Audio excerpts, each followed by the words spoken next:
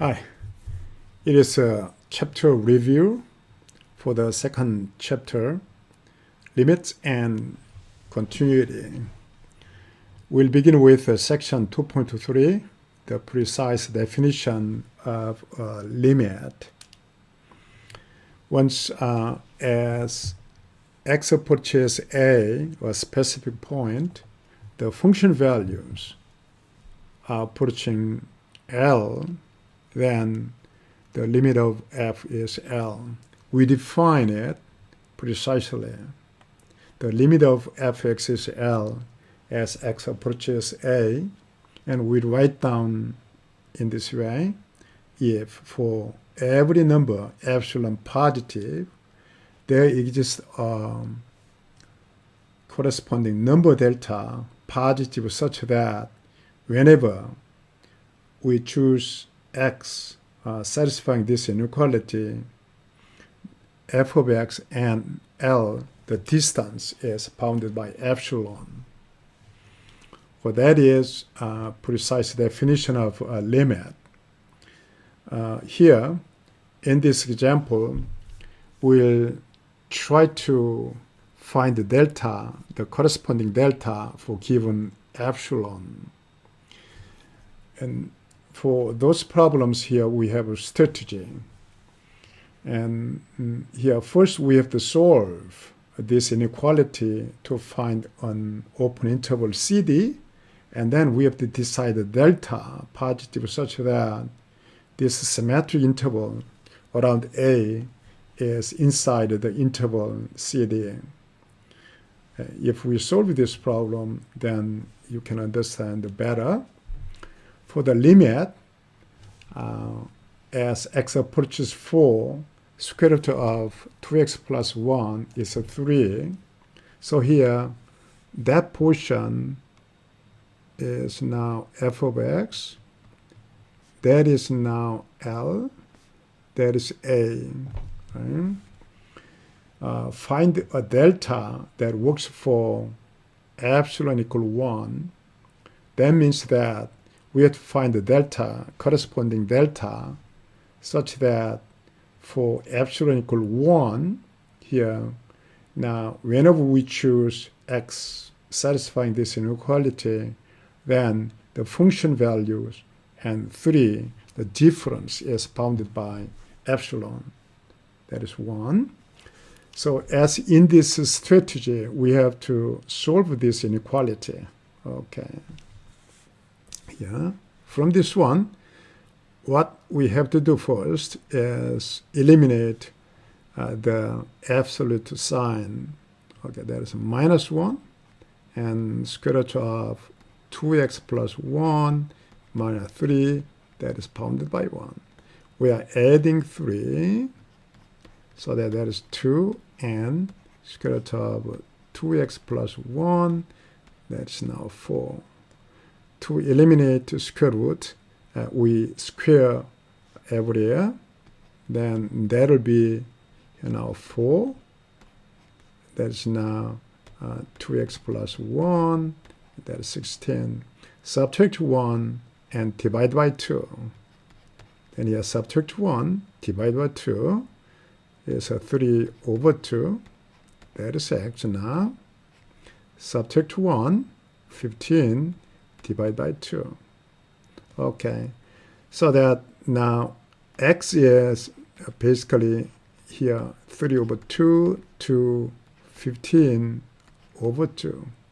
We solved this inequality, and now CD, basically this is CD.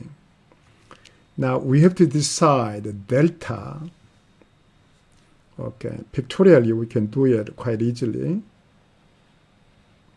Okay, here, that is C, 1.5, and that is D, here, 7.5.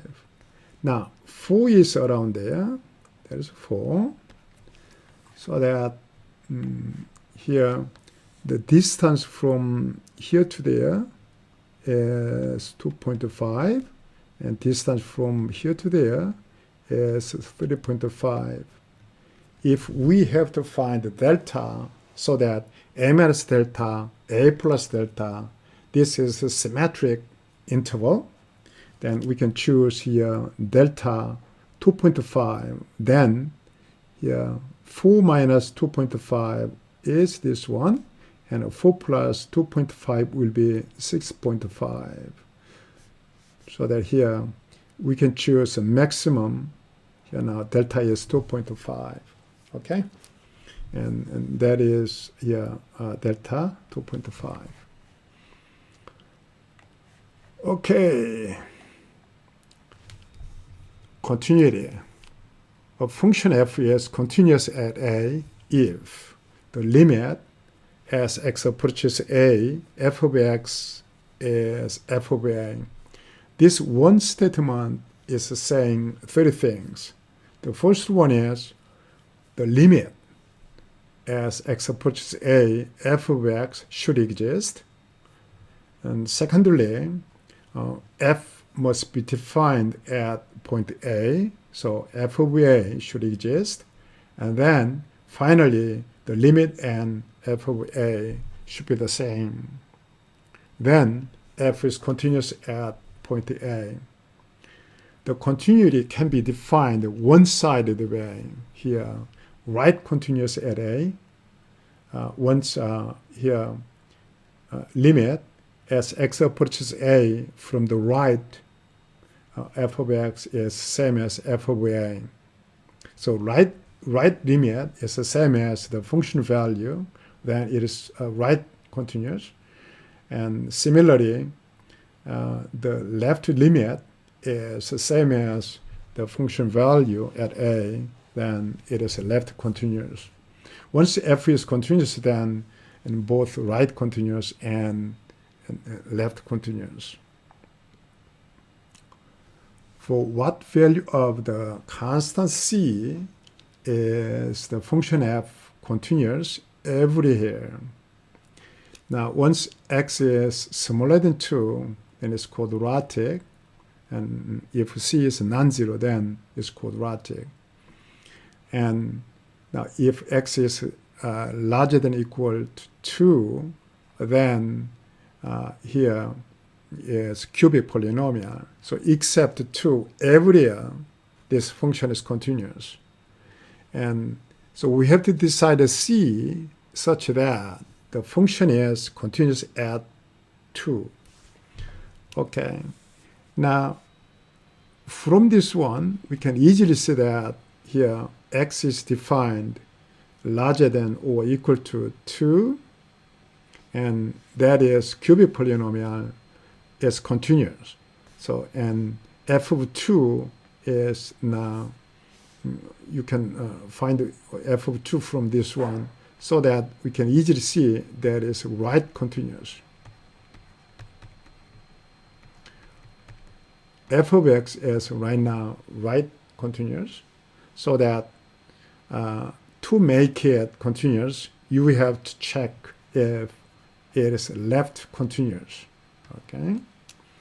Okay, here, limit x approaches 2 from the left, and f of x, that is same as, then same limit, and once x is smaller than 2, then this quadratic polynomial, cx squared plus 2x. X is approaching 2 from the left, so that will be now 4c plus 4. Now, what is f of 2? That is here, when x equals 2, then you have to use this portion. So it is 8 minus 2c. So these two should be the same. So here, now 4c plus 4 must be same as 8 minus 2c. From this one, now 6c equal 4. So that here now c must be 2 over 3. That's the final answer. Okay. Okay, now let's see this theorem. If limit as x approaches a of fx is b, and g is continuous at b, then here, and limit and g of fx is same as g limit fx, and this is already b, so that is g of b. Your main thing is that once this limit exists, then continuous function and limit are commutative. You can apply with a different order. And in this case, g is first applied and later limit. But in this case, limit first and later g. So that here, continuity and limit are commutative when the limit exists. Okay. Now, intermediate value theorem. Suppose f is continuous on a closed interval and AB, and let n be any number between f of a and f of b where f of a is not the same as f of b. Then there is number c such that f of c is n. Pictorially, intermediate value theorem is given in this way. F of a and f of b are not the same, then you can choose any number between these two values, here n. Then, now f of a will be here, f of b will be here. Because f is continuous, and if you make a horizontal line from n, then this horizontal line will hit the graph. Because it's continuous, and it should hit here, at least one point, the horizontal line should hit the graph of y called fx, so that you can find the c here. In this figure, right now, there are 3 points, C1, C2, C3, such that at those points, the function value is n. The existence of a number means at least one such a number exists. And it can be more than one, but anyway, at least one. The consequence of intermediate value theorem is that the graph is connected when the function is continuous. And also, we can use the intermediate value theorem for root finding. And now, once you consider a function of this form fx equals 0, and in an interval, now one side is negative, one side positive.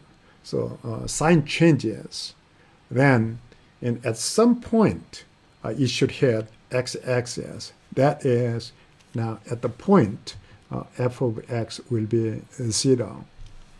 Okay, here we have problem, example, using the intermediate value theorem. Use the intermediate value theorem to show that there is a root of given equation in the specified interval. Okay. For this problem, let's define f of x.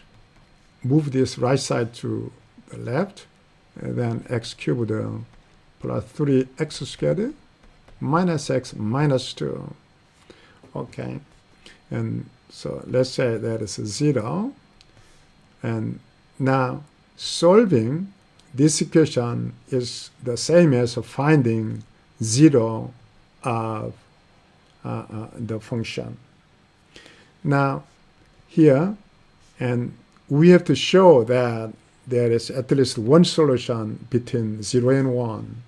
So let's check the value, function value. F at 0, that is minus 2.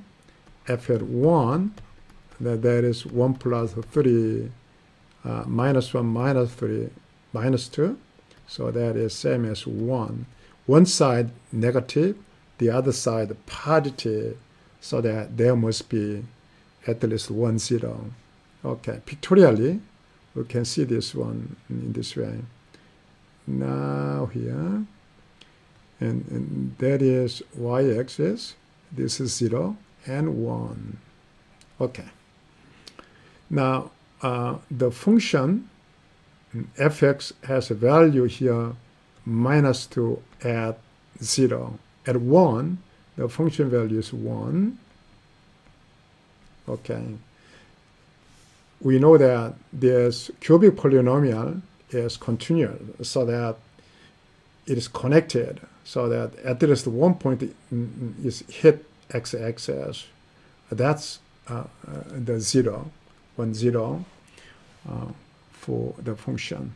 So it should be at least 1, 0 for the function. Continuous extension to a point. Okay. We want to define f of 3 in a way that extend f of x to be continuous at 3.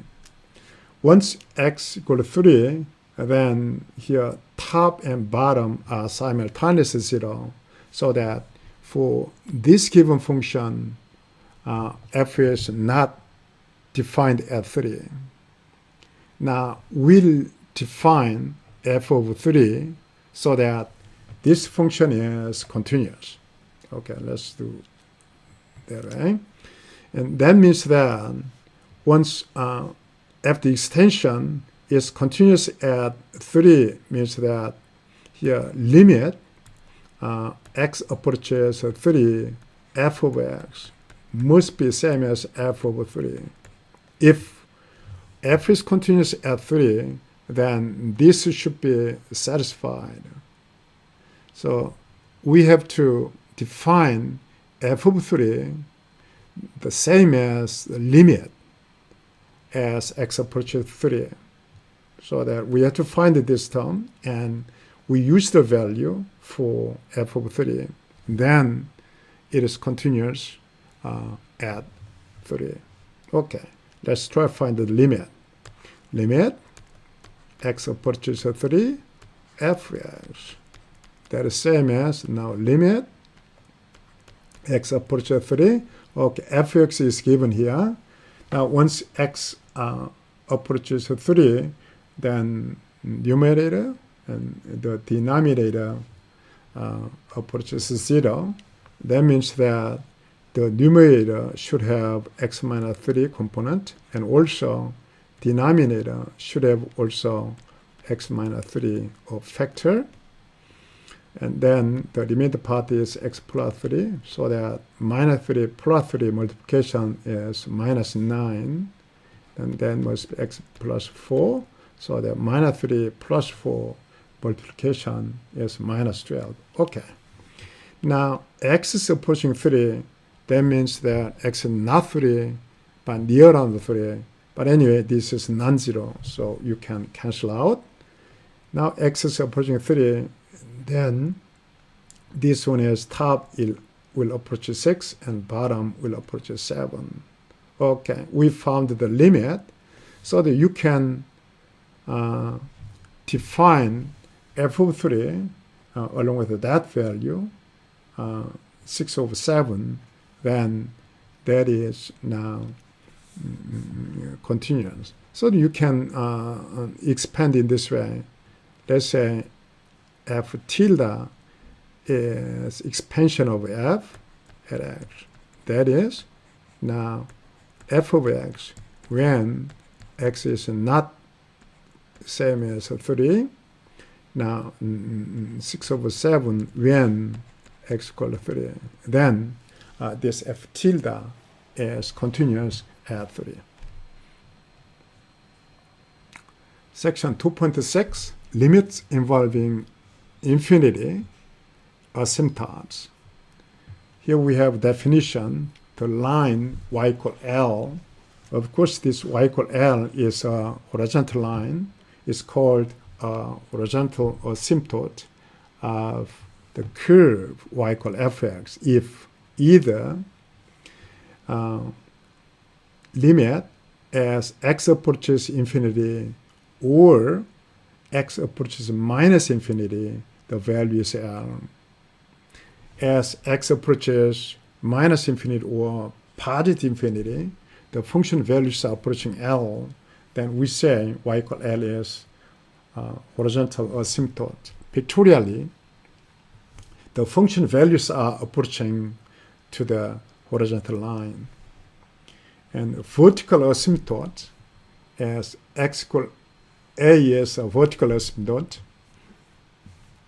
if here x approaches a either from the right or from the left, and fx goes to infinity or minus infinity, at least one should go to either side, minus infinity or positive infinity. Then we say x is a vertical asymptote. Okay, in this example, we'll try to find the vertical, horizontal, and oblique asymptotes of each curve, if any. Okay, here, part A. Now, let's start with horizontal asymptote, which means that once x is approaching now either plus or minus infinity, then we can easily see that here that is quadratic and top is linear, so that it becomes smaller, smaller, smaller in modulus, so that it will approach 0. So that now here f will approach 0. That means that y equals 0 is horizontal asymptote. Okay, we done here. Secondly, now for vertical asymptotes, once the denominator is approaching 0, then value will f value will go to infinity. So that for vertical asymptotes, you can find them in where the denominator becomes 0. So that here now x squared minus 2x equals 0, which means that x equals 0 and x equals 2. So we have here two vertical asymptotes.